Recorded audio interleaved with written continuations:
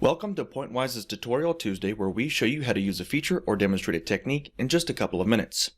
Once again, we wanted to raise awareness for our GitHub script exchange, which can be located at github.com/pointwise. And today we'll be discussing a script that I wrote entitled MultCopyTranslate.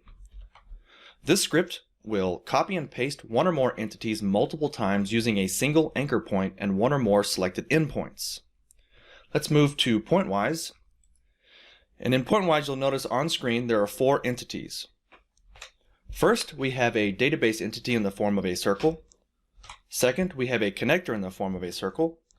And then next, from that connector, I created an OH topology, which includes 5 domains. And then finally, a block extruded from those domains using a path extrusion.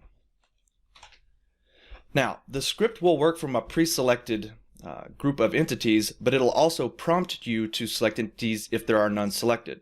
So we're going to run the script, MultCopyTranslate, and it'll prompt you to select the entities you want to copy and translate. So I'm going to select all the entities on screen. Done. Next, I will choose the anchor point. And then next I can choose one or more endpoints. In this instance, I'm just going to select one endpoint.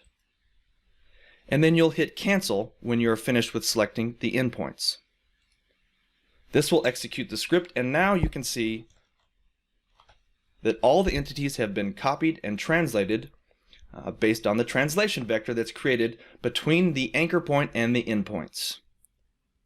If you like this video, be sure to click the thumbs up button and subscribe to our channel for more videos like this. If you have any questions or suggestions for future videos, drop us a line below or connect with us via Twitter, which is linked in the description.